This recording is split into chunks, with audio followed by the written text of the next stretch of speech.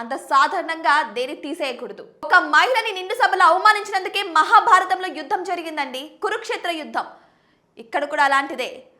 దేనికైనా కర్మ వెనువెంటే వస్తుంది. మనం చూస్తూ మన కర్మలు మనం చేసుకుంటూ వెళ్తే సరిపోదు, ఖచ్చితంగా అది తిరిగి మనకి ఆన్సర్ ఇస్తుంది. దానికి ఎగ్జాంపులే నేపాల్లో జరిగినటువంటి ఈ అల్లర్లు. ఇది ఎంతవరకు కరెక్ట్ అంటారు, మీరే చెప్పండి. సో ఇప్పుడైతే ప్రజెంట్ అయితే మాకు ఏ పరిపాలకుడు వద్దు, మమ్మల్ని ఎవరు పాలించాల్సిన అవసరం లేదన్న రీతిలో నేపాల్ ప్రజలు అందరినీ కూడా తగలబెట్టేశారు. కానీ ఇదే రీతిలో ఉన్నప్పుడు, ఇదే సిచ్యువేషన్లో ఉన్నప్పుడు ఇప్పుడు నామమాత్రంగా ఒక ప్రధానిని అయితే నియమించడం జరిగింది. ఆమెనే సుశీలా కర్కి. సో ఆమెను ఎందుకు ప్రజలు ఎన్నుకున్నారు, ఆమెను ఎందుకు ప్రధానిగా నియమించారు అంటే ఆమె సుప్రీంకోర్టులో ఒక ప్రధాన న్యాయమూర్తిగా పనిచేశారు. తన న్యాయానికి కట్టుబడి ఉన్నారు, తన న్యాయం కోసం పోరాడుతూ వచ్చారు.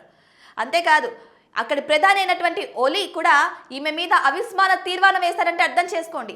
అయినా సరే న్యాయాన్ని మర్చిపోకుండా నా వృత్తి నేను చేస్తాను, నేను ఎవరి కోసం మానను అన్న రీతిలో ఆవిడ ముందుకు సాగారు. ఇప్పుడు ఆవిడ రిటైర్డ్ అయ్యారు. సో ఇదే తరుణంలో ఆవిడ యొక్క న్యాయతీరును నచ్చే ప్రజలు ఇప్పుడు ఆమెని నామమాత్రపు ప్రధానిగా ఎన్నుకోవడం జరిగింది. ఇప్పుడు మళ్ళీ పార్లమెంట్ స్టార్ట్ అవ్వబోతుంది. సో వెయిట్ చేసి చూద్దాం, మరి వచ్చే పార్లమెంట్ అయినా నేపాల్ ప్రజలను దగ్గరకు తీసుకొని అభివృద్ధికి పాల్పడుతుందా, లేదంటే పాత రీతిలోని ప్రతిపక్షం స్వపక్షం అని తేడా లేకుండా నువ్వింత నేనింత అని దోచుకు తింటుందా?